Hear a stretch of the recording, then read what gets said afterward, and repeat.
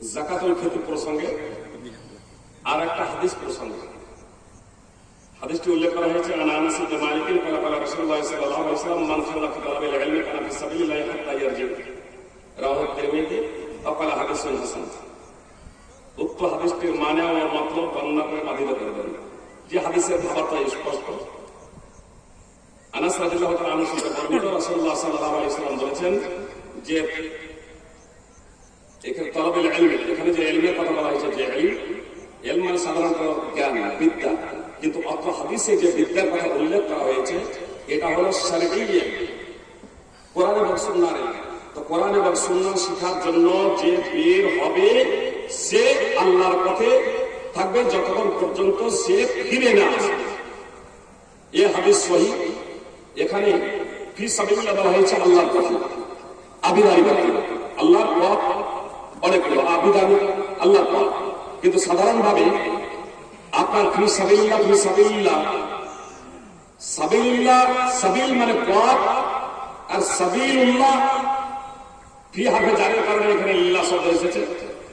সাবিলুল্লাহ আল্লাহর পথ, আল্লাহর পথ হচ্ছে অনেকগুলো, আল্লাহর পথ অনেকগুলো।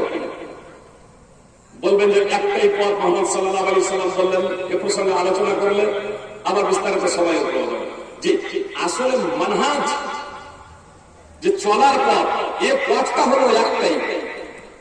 যেমন আল্লাহ তাআলা সাবিলের বহুবচন সুবুল, তো আল্লাহ তাআলা বলেছেন আল্লাযীনা জাহাদু ফীনা লানাহদিয়ান্নাহুম সুবুলানা, যে আমার পথে সংগ্রাম করে আমি তাকে আমার অনেকগুলো পথ দেখাবো।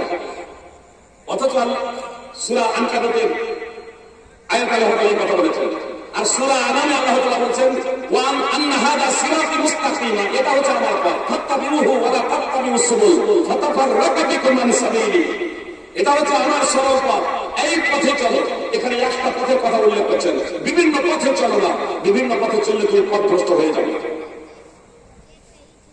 তো আসলে আল্লাহর পথ, যে আল্লাহর পথ এসে থাকে, এর অর্থ এই নয় যে আপনার কেউ যদি জ্ঞানার্জন করতে গিয়ে, পড়াশোনা করতে গিয়ে কেউ যদি মৃত্যুবরণ করে তাহলে সে আপনার শহীদ কালে প্রসঙ্গিত হবে না, তার জানাজা পড়তে হবে না। যেমন কি জিহাদের ময়দানে কেউ যদি মারা যায়, আল্লাহর পথে সংগ্রাম করতে গিয়ে কেউ যদি মারা যায়, তাহলে তার জন্য জানাজা নামাজ ওয়াজিব না, তাকে গোসল দিতে হয় না। সুপ্রিয় ভাই বান্ধব, গোসল দিতে হয় না। কিন্তু কেউ যদি এই জ্ঞানার্জন করতে গিয়ে মারা যায় তাহলে তাকে গোসল দিতে হবে না। কোন আলেম বলেছেন? কোন আলেম বলেন না। ফল কথা হয়তো অন্য দৃষ্টিকোণ থেকে ভাইরা হয়তো প্রশ্ন করেছেন। যাই হোক, বলা লক্ষ্য এবং উদ্দেশ্য হলো যারা আল্লাহর দ্বীনকে শিখার জন্য বাড়ি থেকে বের হয় সেও আল্লাহর পথে থাকে যতক্ষণ না সে বাড়ি আসে। ফিতরা সম্পর্কে প্রশ্ন করা হয়েছে যে